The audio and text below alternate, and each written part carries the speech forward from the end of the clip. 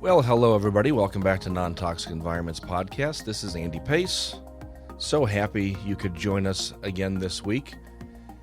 My friends, this is going to be an extremely emotional, hard-hitting conversation that I know you'll be happy that you were able to listen to.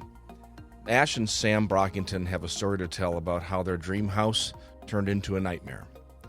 But through the grace of God, some helpful people, and their own hard work, they are managing their way.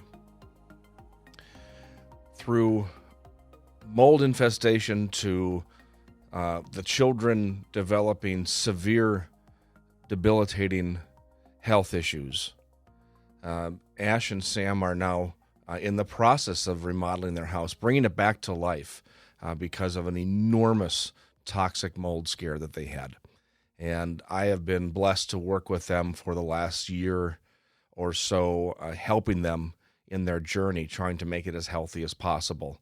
And I'm just so glad that they were able to join us on the live stream a couple of weeks ago and tell us about their story and answer some questions that many people have had about what they've done to right the ship in their lives. So here is Ash and Sam Brockington. I promoted this one this week a little bit heavier than I normally do because I think it's a really timely topic.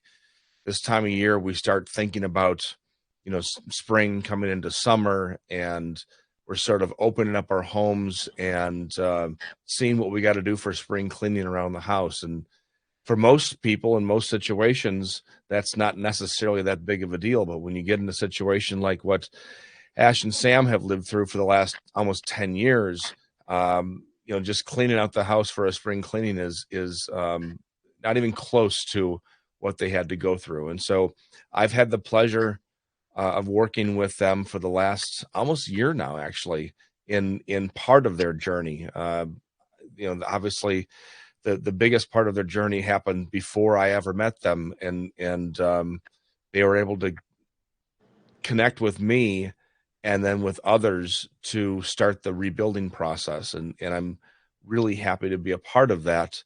And hope that it's working and for the benefit of the entire family. But the real struggle was in those years before we ever met and what they went through before they were able to decide on the best way to move forward. So I'm going to bring Ash and Sam on the show and talk about their history, what happened with the home down there in South Carolina. And then let's talk about some more uplifting things and talk about how they do have some victories on this and helping us all out in all of our journeys. So Ash, Sam, thank you so much for joining us today. Absolutely. Thanks for having us on. You are more than welcome. I truly mean it. I've had the honor of working with you both. And I say that because I've met a lot of people in my career. I've worked with over 30,000 people in my career, and with all types of health issues or no health issues at all. They just want to live in a healthier home. And when I heard the story of your project, as you know, I think within a matter of days, I reached out and Jay at AFM reached out, and then our marketing person reached out. We all just knew that this is a story that needed to be told, and not because of saying, look how horrible these people have it. But no, look at what all of us can potentially have to go through at one point or another. And this is how you get through it. So it really is, in my opinion, it's going to be turning out to be a happy story, but with a lot of sadness before that. And I just hope that your story helps others through that process, knowing that there is a light at the end of the tunnel. So it started back in 2014. Is that correct? That's when we bought the house. Okay. So when we bought the house, we moved from Florida, and we moved because of the housing market. Like in Florida, you could get very little for a lot. And we had just adopted 2 children within 7 months. So we all of a sudden had 5 kids, and 2 of them were living in our bedroom. We just thought we needed a bigger space to live in, and we wanted more nature and just a more wholesome, holistic upbringing for our kids. We moved to South Carolina, and we saw this house, and it was like, this is our dream house in our dream neighborhood. Like, the kids have kids upon kids their age to play with, like sweet, kind kids. And so I think we looked at the house. We thought, there's no way that this can happen. And then we got a call from a real estate agent, and she's like, okay, there's 4 other families putting a offer in today. If you want this house, you have to do it today. And we were like, like, we don't even know. And so we prayed about it, and we like, I wrote an email to the owner and was like, this is where I see my family, and da. We ended up getting, the bid or whatever. And I'm telling you, like, our house was just like dreamy, beautiful. We thought I mean, we just felt like, wow, like this is it. There was, let me just say, 0 signs of mold or anything wrong. Like, you would never, ever, ever imagine there being, like, it was not a fixer upper. Right. As far as we could see. Let's just say we bought the money pit, but it looked really beautiful for a decade. And so, what was the first sign that something was going on? I mean, our son, so we have 5 kids, and our 4th child, our oldest adopted child, he just like changed one day. I can like pinpoint a day. But he had been struggling with some stuff before. We just thought it was like being 3 or 4 years old. And here he is. We're doing a video. Okay. No, later. Okay. Upstairs. So sorry. That's all right. Yeah. So things changed. Just started having a lot of health issues, a lot of bowel issues. Here he is. A lot of bowel issues. You want to make a little appearance and a lot of beautiful face in there? Behavioral issues. A lot of rage, a lot of OCD, a lot of anxiety. It was just very, very, very, very, very extreme. Like, very extreme, very traumatic, like a lot of trauma for a lot of years, a lot of gaslighting from schools, a lot of gaslighting from friends in the community, a lot of, you're a bad parent, basically. Wow. Something must be something you're doing at home. Okay. I mean, we live in the South, so very few people actually said that, but it was all like implied. Well, the schools were kind of like, I don't understand. They don't talk like that. Right. Like, like, I don't understand, like, he's doing so well on his tests, so this must be a problem. Maybe something you're doing at home with parenting, even though he would be having panic attacks in class. Right. And they would like send him home early. And then our other kids would be at the same school doing fine. And it's like, okay, they're in the same house, like they're getting raised the same. Like, right. Yeah. Right. This is, yeah. But it was also like he would vomit like yellow, like vomit sometimes. And sometimes he would just like compulsively eat, like we feed him those pouches, like just tons when he was like little. Yeah, but I think there was some of that stuff that was maybe not right then. Anyway, it kind of like it kind of just progressively got worse and worse. It was some like couldn't poop like at all, no matter what you did. Right. But then it got very like mental illness, and there was a lot of rage. Yeah, like a lot of like like a really bad. Well, and then a number of the other children also developed.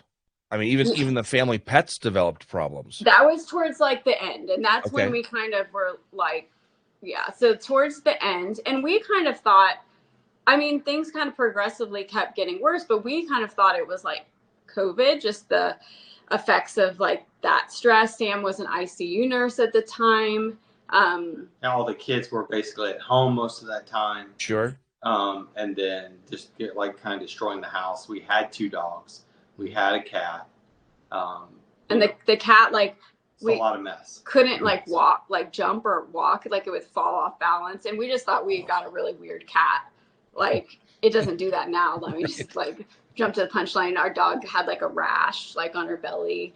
But our dog, like our two oldest daughters, a year ago, so this is like right when we moved out of the mold, like just figured out, she was failing all of her classes. Like, wow, she was failing them all. And then the other one was like having panic attacks, like all the time, like just couldn't handle like sensory overload things. And another one of our sons was having like a lot of anxiety. And again, we're like, like, I don't know. This is just, I guess, part of parenting, and our kids are having a hard time in different ways. But like, again, jumping forward, the one that was failing like every class, she is like recommended all for honors, straight A's.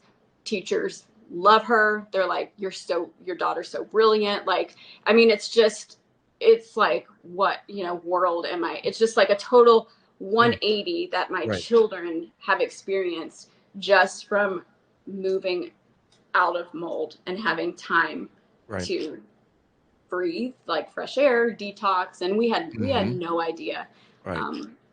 So, yeah, the obviously of what's going on with your children and pets, and so everybody in the home is just, having issues.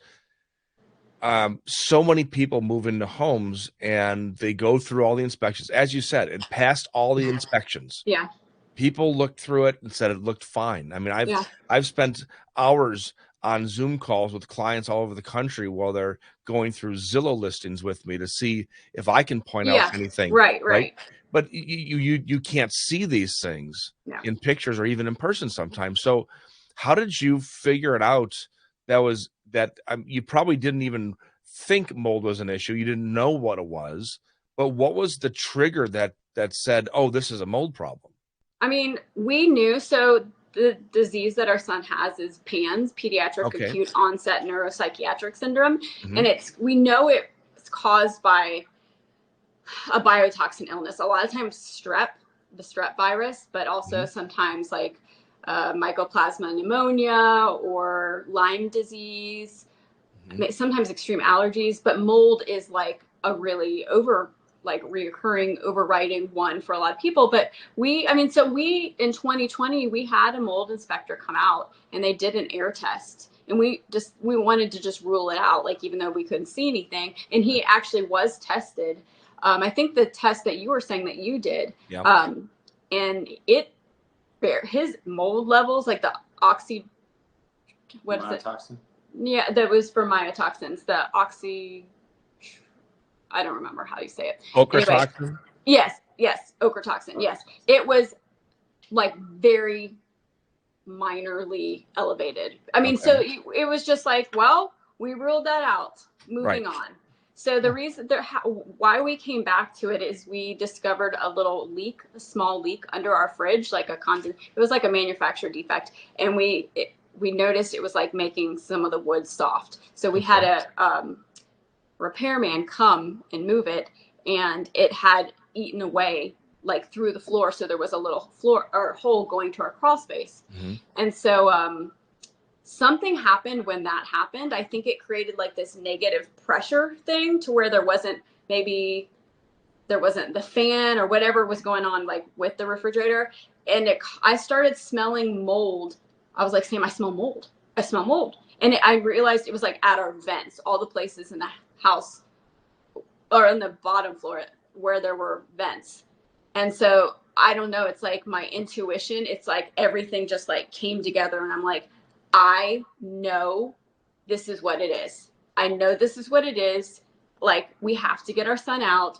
We have to get out, and we've got to figure out how to get this like really tested, like really, really look into it. So that there actually wasn't mold under the refrigerator, but there was severe mold in the crawl space that had molded all of our subfloor from like our floors from the bottom up. So we couldn't see it. Right. And then we also found out, because our house it was more like the vents built in the 70s, that the vents weren't sealed. Right.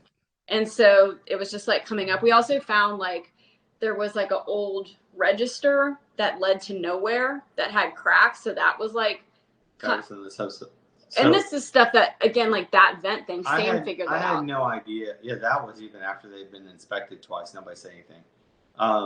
But you know, I think the biggest takeaway for people is if you have a crawl space, that a large portion of the amount of air that's in your house is coming from that crawl space. Even if you have everything pretty or well an sealed. attic if it's got an issue. Yeah, it comes through more than you think. Because I even have gone around and sprayed foam around the edges in a lot of rooms, and then we've smelled like dirt from the crawl space when we finally put in a French drain with a sump pump. And then also when I treated down there, I could smell the cleaner. So even after I did all that spray foam, even after we like changed stuff, like we're still getting a lot of that air, even after we've sealed all the vents. So I think that's a big takeaway, you know, from this. If you have a crawl space, you're probably at minimum breathing in 10 to 15% of your air is probably coming from that crawl space. If it's not sealed right, it's probably closer to like 50 or 60%. It also took Sam figuring out that like just a couple months ago that he like went under the crawl space when it was raining, and we realized like we are having standing water for a couple hours only whenever it rains. But nobody was ever catching that because you'd have to have an inspector come when it's raining at the right time. And he had been under the house a million times the past year. And so that was like another huge issue that it's like to catch it. You just have to know that like it has to be on your radar, and you have to say, okay, it's raining really hard. I'm going to go out there right now when it's raining under there and look at it. It was like 10 o'clock at night. I mean, I would highly recommend that if you have that issue. If you have a basement, it's a little bit more out in the open, you know, or if you're on a slab, you don't have to worry about it as much. But if you're on a crawl space, have a crawl space, then I definitely say, like, in that time where you're like, holy cow, it's flooding. This creek is high, this bridge is closed. Like, when it gets to that point, whenever that is, go underneath there and see what you see. So on the timeline a bit too, I just wanted to point out that, you know, so in 2020 you did the mold testing and found that there was no problem. It was fine. Yeah, it was like normal. In February of 22 is when you had that refrigerator issue. Yep. And at that point you had decided to hit, because you sensed it, to have it mold tested again. And because of removing that refrigerator, probably exposing that hole, changing the pressure, and all of a sudden airflow is flowing differently. Yep. You had an ERMI score of 38. Yeah. So I mean, that was the best thing I did. Is I don't know what led me to research that, but is just doing an ERMI test myself. I just used a Swiffer and I did like collected dust from the tops of the doors, like where I don't, you know, dust. I used to not dust. Got a lot of dust on there. And so then it was like, oh my gosh. Yeah. And again, no visible mold. It wasn't even like a bathroom where there's you thought you saw someone on a vent. That's kind of when we got really panicked. Well, that was, but that was just right. That was like at that moment, not 30 like, minutes before we went out of the house. Yeah, it's like things started to spiral. I will say the other sign that I look back, really the only sign that I look back and I'm like, that was the sign, is that our house was always very, very, very dusty. We had a lot of chair rail molding, and I would like wipe it off, or I would vacuum several times a day. And then I thought, well, we've got pets and we've got 7 people. Well, I said that. I'm like, we got 7. There's 7 people and there's 3 pets in this house. Yeah, a lot of manufacturing of dead skin cells and so forth is going to create a lot of dust. Yeah. But then during this whole thing, like for a while when we had no place to live, some friends let us live at their house for a couple weeks, and all of a sudden it was our whole family plus their family of 6 and 2 dogs. And I was like, how often do you vacuum? Because there's no dust everywhere. And she's like, oh, I don't know. Not as much as we should. Maybe like once or twice a week. And I'm like, whoa, what in the world? Like, so having that comparison all of a sudden of same amount or more people, like that was a huge sign. I think like the vents were just spewing up like our crawl space. And now I know that like mold spores, often different types, look like it's just dust, like it attaches to dust, and it kind of, like I've learned a lot, but that was a big sign. And so, I mean, yeah, as you say, the takeaway there is, you have to be able to address these things beforehand and recognize the possibilities. I have a problem all the time when clients are building crawl space situations, or they buy a home and they say, yeah, the home seems to be always humid and so forth. Or, one room of the house is more humid than the rest of the house.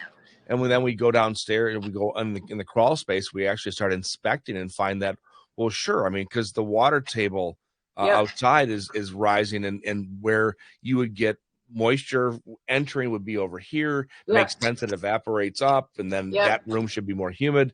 But most people don't think of those things. And truth be told, thank goodness most people don't end up with the severe health issues that you're all going through.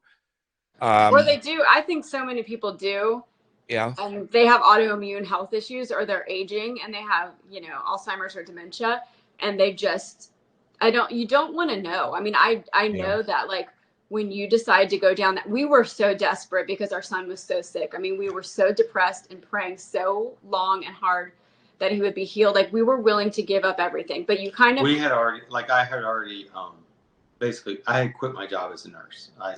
Because my wife had so much strain for the last really like 3 years of like being the primary caregiver for him, that she was like, we have to switch some things up. So I was like, well, if you want to work more full time and I'll work part time, we'll kind of flip flop it. Then we'll do that. So we kind of did that since like 2021, really going on 2 years. So yeah, it was getting to the point where it's like we've given up everything else. There's nothing left to give up. But I think you have to be to that. Like, I think what I'm saying is I think people ignorance is bliss. And I think a lot of people are sick and they don't, it's too much like to have to like face what that might mean. True. And so like, I mean, we had a neighbor say something like, the people that we bought the house from, I guess he was in construction, like renovation, actually. He like renovated it. Yeah, a big, well-known place in our area. And so she said, I bet if they still lived there, they would have figured this out earlier. It wouldn't have happened. And I was like, well, I think to some degree it had already happened. It had. Yeah. They bought that as a foreclosure, and it was a disaster when they moved in. We didn't know that. And they fixed it up. They fixed it up, made it better for resale. Yeah. No, they didn't flip it. They fixed it up to live there, and that's why it didn't look like a flip. I mean, I think they ended up moving, but it wasn't a planned flip. Okay. I think people are just like don't understand like unsealed vents. I bet our neighborhood that was built the same year, I bet everybody's looking at us like, wow, poor them, and or that like they didn't do something right, or that. I bet 50% of them have unsealed vents. Same thing. Sure. Yeah. I bet they do. I bet a ton of them have rising water, even if they have encapsulation like of the crawl space. It's too much to like deal with. But I will say, for anybody listening that's like, oh my gosh, it's too much, I can't do this, it has been the biggest blessing to just rip the Band-Aid off. We lost everything. We're like starting over, like no finances, no savings. Like, I mean, we threw away about 80% of what we owned. Yeah, and then we had to fine clean the 20% that we kept. I don't know. Yeah, but I mean, it's been a huge blessing, like, because you start to heal, and you're like, oh, this is worth it, and you start to see what all the stuff you don't need, and you start to learn, like. I was telling you, Andy, before this started, like so insurance, this is where we really got screwed. And I hope this can help somebody. But when this first started, we were told by the insurance guy that came out for that kitchen, like the the repair for the refrigerator. He's like, oh, we'll take care of you if you need to be in a hotel for a while this gets fixed. Like, you know, they may have to replace a couple rooms of floors because it's continuous, and you know, just like if this, like, we've got you. And so then I had talked to somebody else that had mold issues, and their insurance company put them up in a hotel, like 2 rooms in a hotel. We are remediators. We're like, this is like we've got so much documentation. Like, you think you're going to be good. Like, you've got a good insurance company. And the person that we were working with at the beginning switched, like, got put on desk duty or whatever. I don't know. Couldn't access him. And we got assigned a new person. And they came and they talked us into making 3 claims. And 2 of them were so silly. We didn't need to do them, but like, we just were so stressed, and we just thought we just need to get out of this. So like, one was our garage door was broken, and they made a claim on that. And then one was our water heater had just randomly broke, like under warranty, and they made a claim on that. And then they made the big claim. Well, the big claim, there was a mold clause on our insurance, and nothing qualified as water damage because it was all old. Like, it wasn't like a freak accident. Right. Which is crazy that if it had been a freak accident, everything would have been taken care of. Like, right. But whatever. So there was a mold cap of only $5,000. So, and then those other 2 little, I mean, they were such piddly claims that we got like a little bit more for it. But here's the big thing that I'm just like, I feel really duped and like almost taken advantage of, is not only did they deny everything. And so we spent everything we still had in savings living in a hotel because nobody would take us in with 7 people. We would have slept in a gym. I mean, we were just like, we were desperate at that point, but we lost everything. But so there was no reimbursement for a hotel. There was zero, nothing, $5,000. But the biggest thing that I regret with the insurance is, so they canceled us. They canceled our insurance. Nobody else would pick us up. And then we finally got someone to pick us up. And now it's $500 more a month. So we only got paid out, $5,000-$6,000. And now every year it's $6,000 more. And it's just, that really sucks when we're paying mortgage on a house we can't live on. Plus now our mortgage is $500 more a month. Wow. It feels, I mean, it's like. Yeah, we would have been better off if we had just taken one claim. I think they'll kind of let you have one claim. I think when you get past that one claim a year, they see you as very high risk. Yeah. And so then you have to get like high risk insurance. So yeah, I mean, it literally went from, I don't know, $1,300 a year, $1,600 a year to $4,800, I think. Oh, so, unbelievable. Yeah, I mean, that was almost all that we got. Right. So I would be careful if you start getting that. And that was something that we could have not picked those up, knowing this in hindsight. We could have just taken one claim. We didn't know. And somebody could have easily said, hey, it, and you're then probably they going to get dropped us. But I think those people actually kind of wanted us to get dropped. Yeah, and that's probably why they guided you to 3 claims. Yeah. Honestly, they saw the writing on the wall. And so if you had an insurance agent that was trustworthy, they would have guided you a little bit differently, I'm sure. Jennifer, one of our listeners in the chat, was saying that, her insurance company gave her $5,000 and she needed $150,000. That's what I think it's going to cost us, like $140, $150. And we've done a lot of the work. Yeah. So, oh yeah. You're doing so much of the work yourselves. Yep. Yeah. And it's still going to do that. And so, I guess a couple things that I wanted to just kind of touch on about the last few minutes. First of all, your home was built in 76, you said, correct? I think 78. 78 or 9. Okay. 78, I think. So that's right around the point where, so I have clients all the time asking, what's a good age of a home to buy? And so just for people who are listening, this is exactly what I talk about. Homes built in the late 70s to the mid 90s started to be built a little bit tighter, faster, cheaper, but without proper ventilation, without purification. In the early 70s, it was all about energy efficiency because it started with the oil embargo and let's build houses tighter. Well, throughout the 70s and then into the early 80s was when all these manufactured man-made wood materials started really showing up on job sites. So instead of using, 1x6 diagonal boards the subfloor, they started using particle board and OSB and plywood. And at the time, they weren't using anything that had moisture resistance either.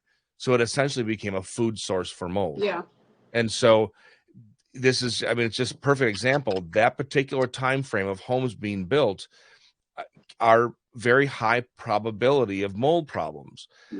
I had a client in the showroom just this morning talking about a new build, and I always explain how 90% of the toxicity issues that could come from a home build will come from the things you see and touch on a daily basis after you move in. Flooring materials, wall treatments, so on and so forth. But the last 10%, and then, of course, most of the mold issues come from that first 10% of, what's behind the walls, under the floors, above the ceiling, the stuff you never see. And if you don't plan that properly during a new build, it leads to a mold problem. It may not be right away. Matter of fact, it's usually several years later. Now, in a lot of instances, you'll get a mold problem in an exterior wall in the first 2 years just because of moisture in the home coming out and it gets locked in there. But homes built in that era they still had enough breathability, natural breathability. And it took a little while longer, but then all those materials became perfect breeding ground and food sources. And so, again, just wanted to point that out. And then something else. Yeah. Oh, sorry. Go ahead. Something. I'm not the expert. You're the expert. But something that dawned on me too, as I was underneath the house, our HVAC system that we replaced. I don't know, 2018 or something, 19. It was pretty obvious. It was like from the 90s. And so it made me realize, like, oh, they kind of retrofitted this thing for an HVAC. I'm like, oh yeah, nobody had central heating and air until like the 90s. So these houses that were built in the 70s and 80s, well, they weren't built for central air. So they went and put them in, and they didn't know what we know today. And because I grew up in a house that didn't have central heating and air, we had a crawl space, and it was terrible. Right. But we didn't have any vents because we had like a wood burning stove, and we did have a furnace, but I guess there were vents then. But it wasn't, we had window units. And so we weren't getting as much from the crawl space as our house was because we got 13 vents cut. And just something that I would have never thought about. No, I think on that, you're right. I think homes back then probably had heating, of course, but probably didn't have air conditioning. A lot of homes didn't at that time. And most of the problem with mold, especially in ductwork, is going to happen during the summer months when you have a high amount of humidity, high amount of fungal activity, and it's essentially becomes a breeding ground. And so, again, homes that have a crawl space, a lot of times the equipment is in that crawl space because they don't want to waste the space on the main level that could be used for a closet or something else. A lot of times homes then they don't want to put that in the crawl space, they'll put it up in the attic. And to your point earlier, they'll have the exact same problem because the attic can also be a breeding ground if it's not properly insulated and so forth. And so, here in the upper Midwest in Wisconsin, most homes are built with basements. And with a basement, you can waterproof it correctly. Usually all your HVAC is down there, all your water heater and water pumps and all that stuff's down there. And so there's a good way to protect all of that from those elements. In a crawl space, if you do it, you have to make sure that those vents are hermetically sealed. And in the 70s, 80s, 90s, even up until about maybe 10 years ago, this really wasn't an issue and it only became an issue because of the whole idea of we need to save money for energy costs going up. And, okay, great. We're saving money, but we're also improving the indoor air quality because we don't have a lot of leaks in the ductwork that could interject mold spores into the ductwork. So it's kind of like, I don't care how we got to this point of making our ductwork and our HVAC systems healthier, you know, it has completely changed the indoor air quality of our homes if it's done right. So Jennifer asked, hermetically sealed. I guess what I mean by that, it's completely sealed. Every gap and seam on the ductwork is taped, so no little air pockets or air holes occur, and the equipment as well. Most HVAC systems made of, you know, a big metal box, and yeah, you just think the air blows through it, but there's all these little, you know, folds in the metal and rivets and so forth that can all leak little bits of air. And if you actually did like a smoke test through it, you would see little leaks everywhere. So we want those to be completely taped up so you don't get any possibility of spores that'll travel in there. And, you know, all you need is, you know, one or two to start to colonize, and then it becomes a huge issue. Yeah, I mean, I don't know if you knew. And you gave us that stuff to seal. The Dino Seal, or Dynaflex. The Dynaflex, yes, and that works perfectly. We also, I mean, we had like another looking back thing is we've kind of worked with 2 remediators, which both were excellent, but like the first one, they would see some water staining and be like, that's okay. Like, I don't know why they said it's okay, but they would say that's okay.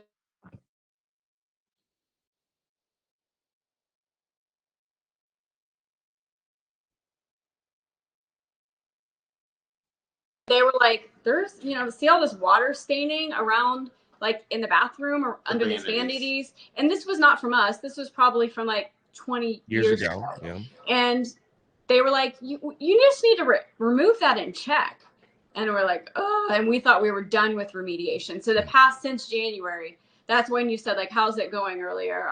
We were like, is because Sam, since January, it's like, he'll go and check a little place in the bathroom, and some there's nothing and some there is mold. And then he'll look down and he sees water staining on the floor, like the floor below, the bottom plate, which is the ceiling, you know, so then he'll go and have to remove ceiling. So we keep finding it, and it's just, I don't know, I guess it's more obvious once you go through it, but it's like, if you see any water staining that wasn't yours, was from somebody else, or you have a leak, just address it immediately. Right. Like, don't hope and pretend like it's hopefully okay. I would say assume it's not okay. Now, if you have a leak and you can act on it immediately, and then I would also just say, like, don't be afraid to cut out drywall. That's the biggest thing I've learned. I hate it. I hate mudding. I've got like a frozen shoulder from it, but drywall is not scary. I mean, you have to do it under containment if you think there's mold, like, or hire somebody. I'm not saying just rip it out.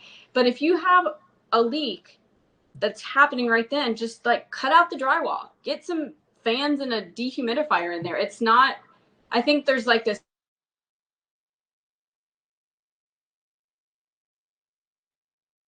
do that, or that will cause an inconvenience, but it's just like, I don't know, like once you kind of get to where we are, we're like, and where I found a lot of that hidden mold was, if you imagine the back of the vanity and then drywall, right, and then your studs, and then drywall on the other side. It was between the bottom plate, the bottom, not the side stud, but you know, the bottom plate, and the drywall on the opposite side. The other room. So the you know, whatever's behind your bathroom, basically. Right.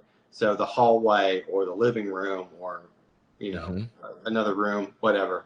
It was on that back side, because that's the hardest side to dry when that happens. So don't forget that if you have a water event, to pop off the baseboards on the other side and then cut that drywall. You probably just could do the bottom little bit that you could eventually cover back with the baseboards. So you're probably not even going to have to do like some crazy drywall patch. Right. You know, it's because it's just what gets that bottom plate and getting that bottom inch or two of water, you know, really dried in there.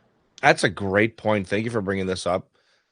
You know, in construction remodeling, we also like to talk about making sure that all those wet walls, you know, potential wet walls, a plumbing leak somewhere that can cause moisture in that wall. So bathrooms, kitchens, and then the opposite side.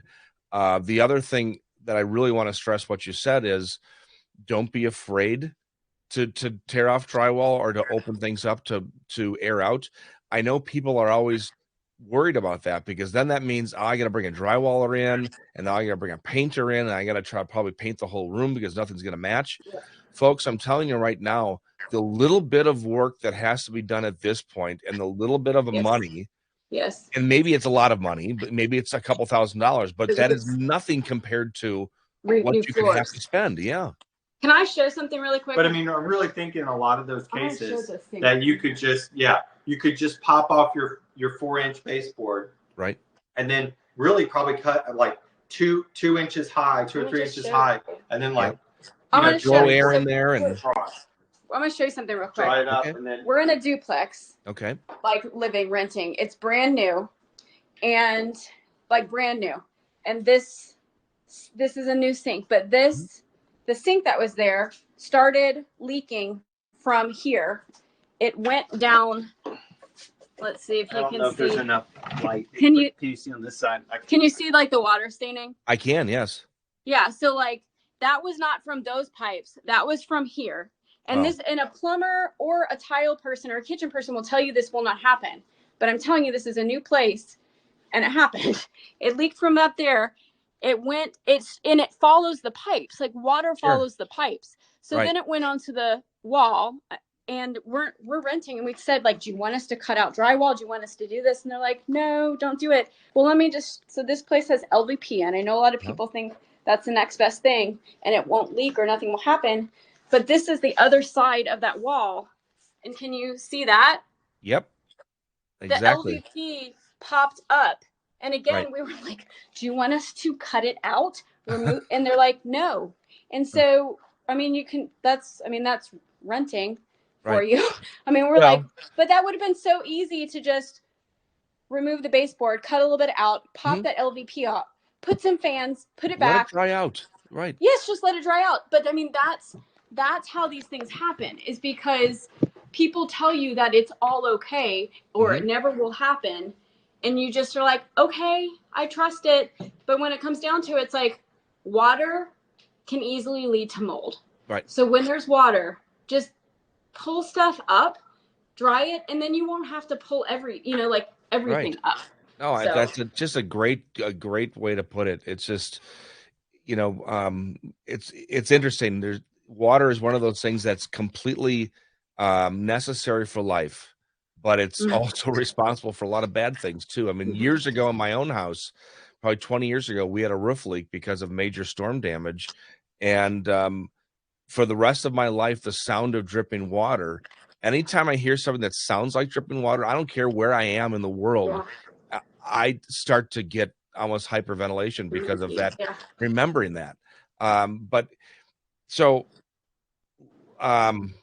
One of the things you said too about LVP, and I try to stress this with clients, LVP is considered a waterproof floor. Every manufacturer that makes this stuff now pushes the fact that it's considered waterproof. And I always have to stress to clients, understand what that means. That means if you take a piece of that floor and you put it in a bucket of water, nothing will happen to that floor. It has nothing to do with what happens to the subfloor underneath it. And where does the water come from? It always comes along the walls, right where the edge of the LVP would, right? So it goes under it. Like, yes. People don't get mold from dropping a glass of water. No. Yes. And that's a perfect example to show whenever you're having problems on a floor like this, people will say, well, that's okay. My floor is waterproof. Nothing will happen to it. You're right. What will happen is the subflooring itself will start to swell and cup and then turn into a mold problem. So we always have to point that out, because I think people just believe that the building materials these days are so safe when it comes to protection against these things. And that's not the case. It's usually something else you don't think of that actually causes the huge issue. Olivia asked if your son's pans has improved with the changes that you're making. Yeah, I would say the biggest thing. So I will say this to anybody that has themselves or someone in their family that is very sick. Getting out of the mold did not help initially. I think things got worse. Literally the second day that we were out of the mold, his stomach like looked distended. I kind of pressed on and he projectile vomited on me. Like I pressed on like where his liver would be. I think, and I had like racing heart, like just, it was really weird. It was crazy and stressful, obviously. Because we decided to move out of the house like at 6:30 at night.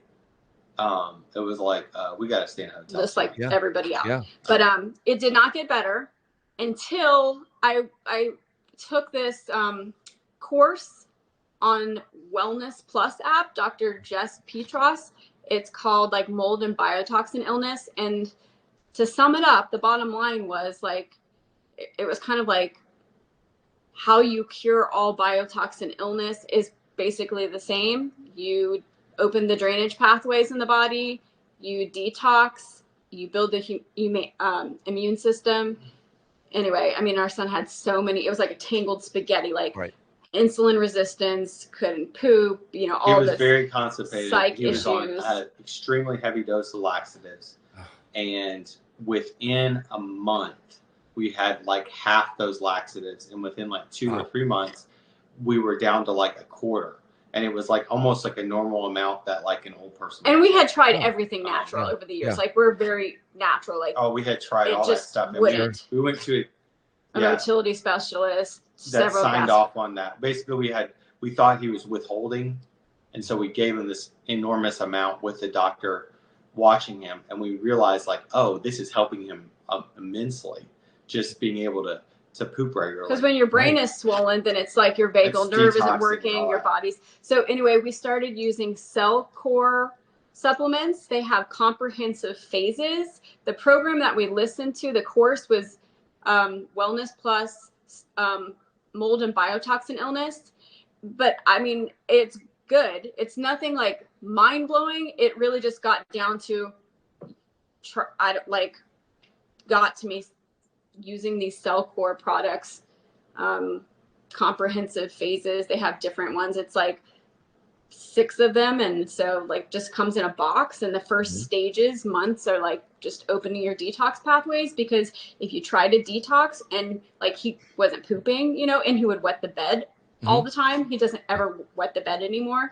But it opens the drainage pathways, the lymph, like urine probably. Also, like he didn't test high for mold. A lot of times that's because the drainage pathways are blocked. So the body isn't detoxing, and that's why you're kind of going crazy. But those Cell Core products, he's still like on the last phase, which addresses like Lyme disease, Babesia, Bartonella, different like parasites that it goes through parasites, the different ones. But I mean that actually, like when we started that, immediately we saw improvements. And it's not like we're out of the woods, but we still have hard days. He started going to, he's homeschooled. We had to pull him out of school. But he started going to his homeschool co-op a couple months ago. And like, that's for us is like really big to have like one day where we got a couple hours to breathe. But yeah, we've seen tremendous.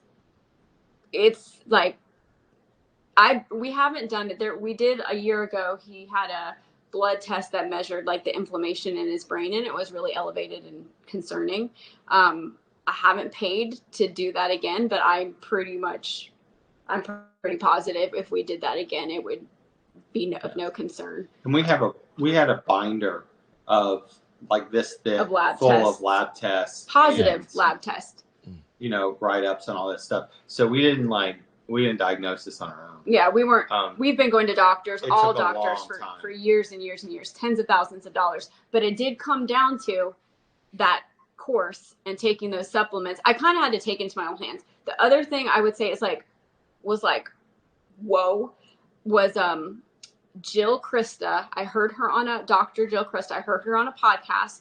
She had mold issues in her house. She had twins, and they both had PANS. And she's a doctor.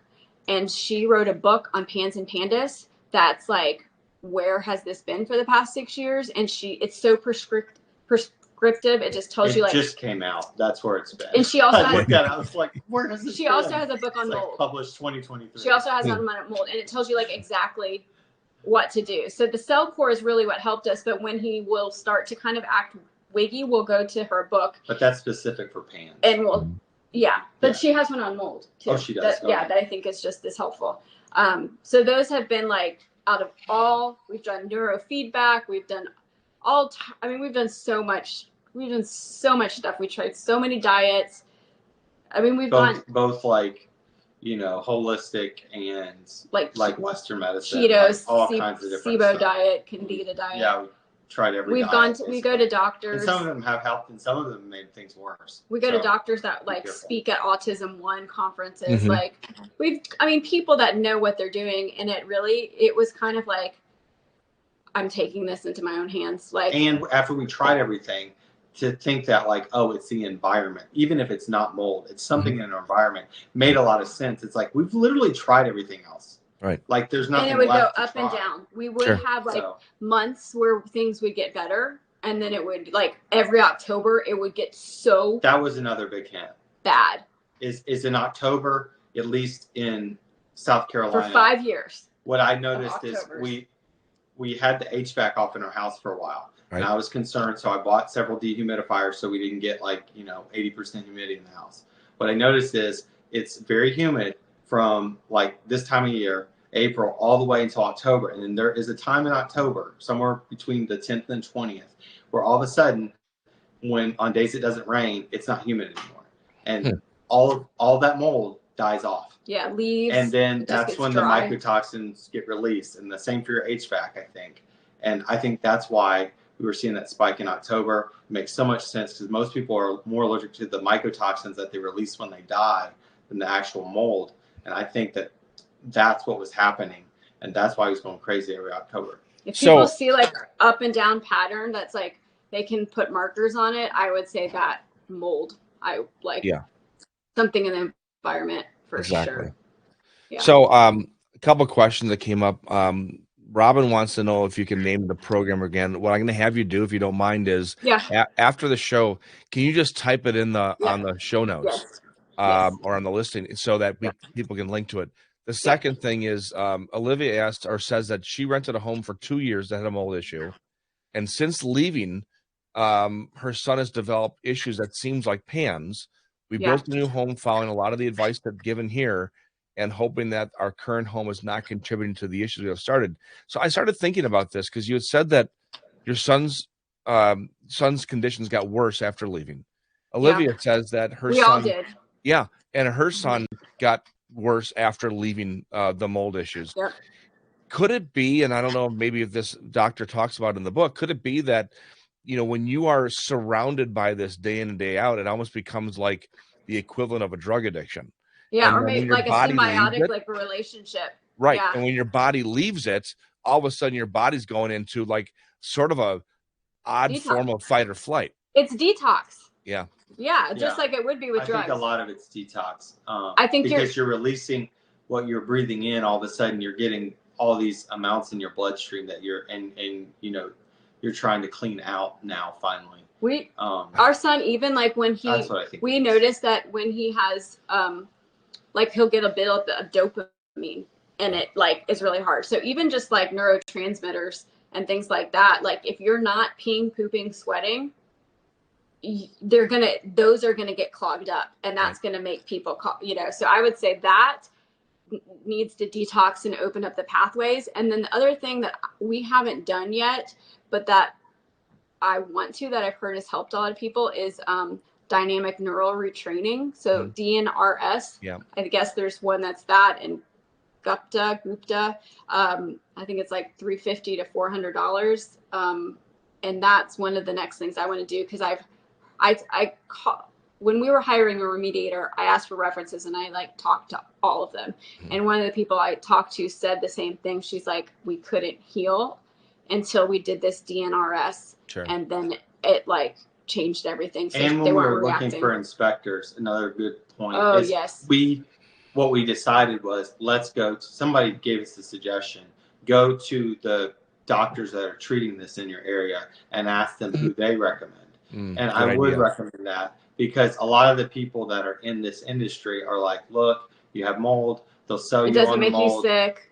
But they're kind of assuming like you're not really sick. It's affecting your air quality. Maybe you're a little bit behind, but that you're not like deathly ill. Right. So they're not going to think and be as aggressive as maybe you want people to be. We were like begging doctors to make extreme decisions. You know, like for example, for a kid like our kid, like they won't order a CT scan on a kid. Like I worked in neurotrauma ICU. I know like they do not like to order CT scans on kids unless it's life or death, because it's like 360 X-rays. Yeah, it's a lot of radiation.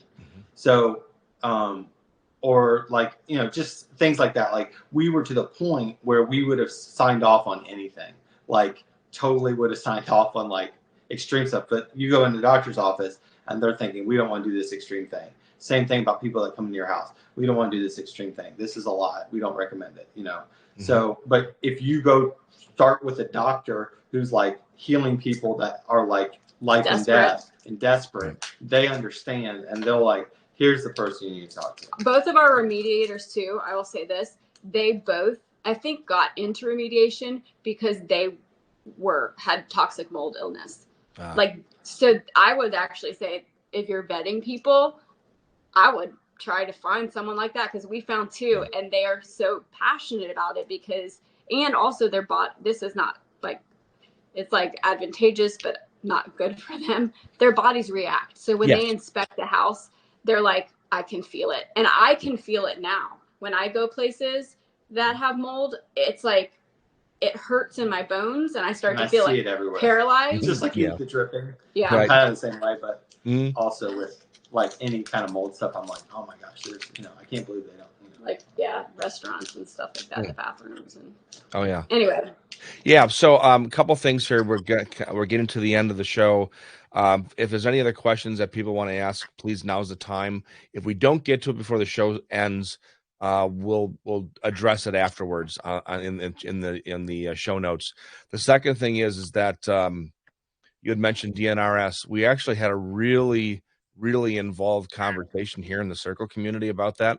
Okay. And so find that post. Yeah, I will. Or I'll find it and I'll tag you in it, because there's some pretty strong opinions. Oh, really? Both like ways. Negative and positive? Yeah. And I think it comes down to the individual, whether or not they are someone have the predisposition to be able to have this work for them.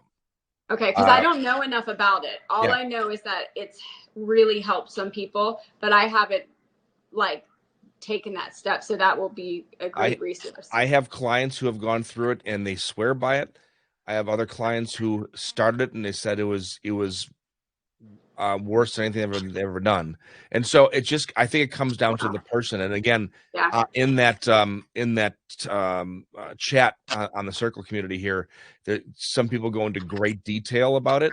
And so it was very helpful, I thought, because I actually wanted to have the inventor of it on the show to talk about it. And she refuses to do podcasts.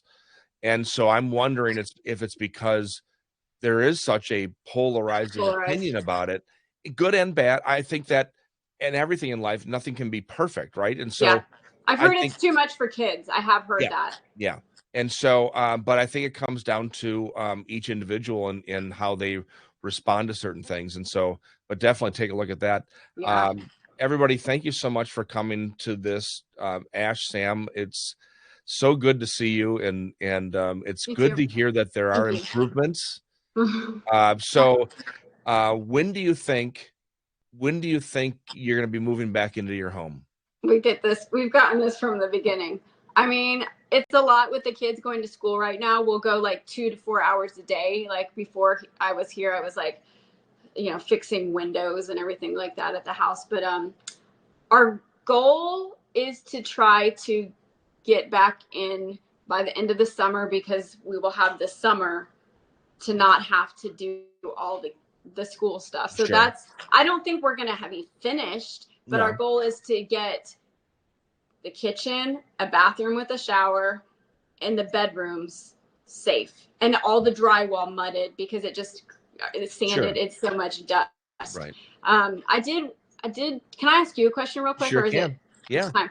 And maybe this isn't something you don't know. So the last step our remediator wants to do, and they say that this is like the secret sauce that they found that really helps people. And I've done some research on it in some mold groups, and some people said like it helped bring like their ERMI or Hertz me, whatever whatever that other one is, down like so significantly. And I've also seen that some people, and I'm not advocating for this at all, like this is out of my realm, but I do know that there is a population of people that say that this has helped with autism, and they take it orally. So I know that, like, I'm not saying it's safe to do that. I'm just saying it's chlorine dioxide. They want to fog with chlorine dioxide, which is not chlorine. It's, I guess, used for like in food environments and sanitization, and it's supposed to like help like break down toxins, I guess. And so, but of course, I just feel terrified of everything. Right. So do you know anything about that? So that's a good question. I've actually had a lot of folks doing either chlorine dioxide or a product like EC3 as a fogging material. I like the EC3 from a standpoint that it is all natural ingredients. Right. You know, and I'll be using it myself on a project here locally because I want to make sure that it's something that I can really advocate for before I go ahead and do that.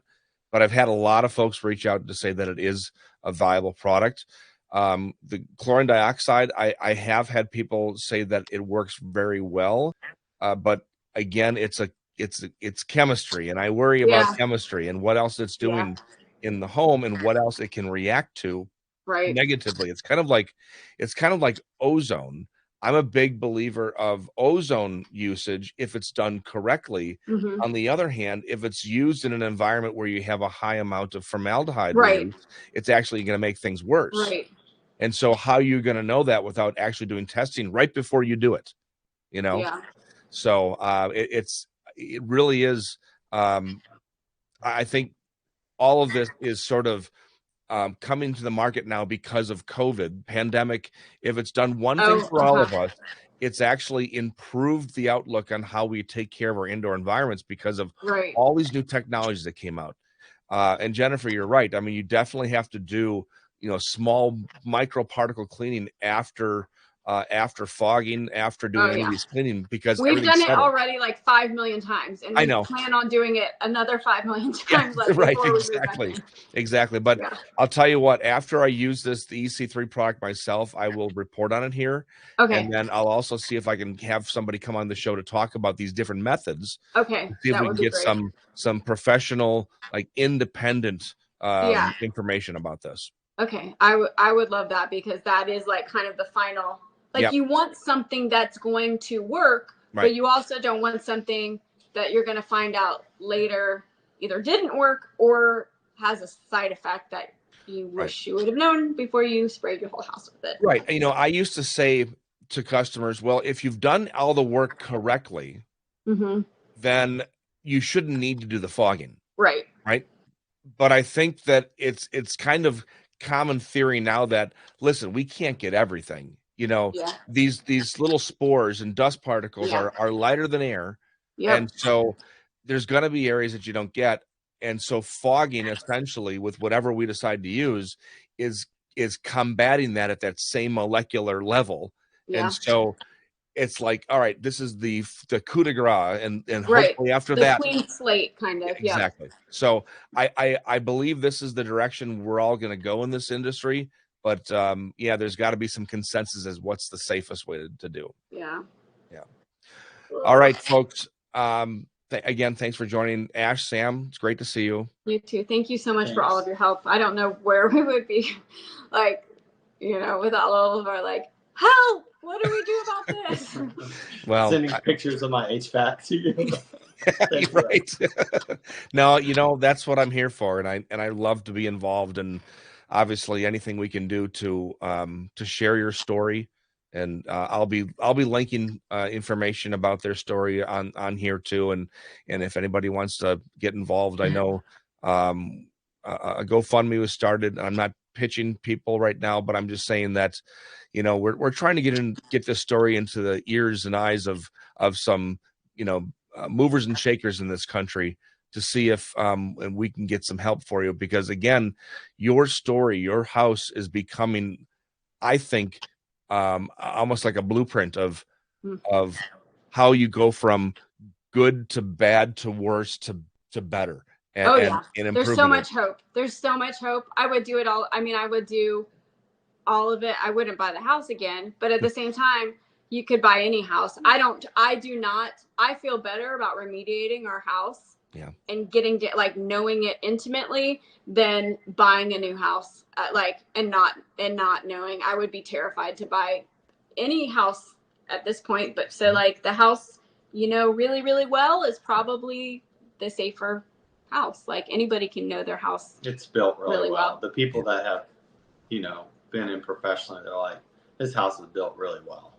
And I asked them about, like, building new, and they're like, we tear out showers that are 8 months old and there's mold everywhere.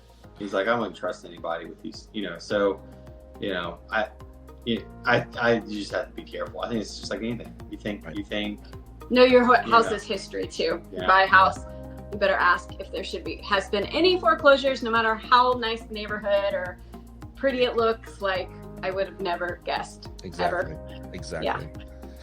All right. Thanks again. We'll have you on the show maybe in a few months to have a little update of what's going on. That would be fun. Love to hear. And maybe we can get wife moved in, or like close to it, get Wi-Fi there and do a little tour. Yeah. That sounds great. I look forward to it. All right, guys. Take care. Okay. Thanks, Andy. All right. Thanks, everybody. Thanks for joining. We will see you again next week with another episode of Non-Toxic Environments Live. Take care.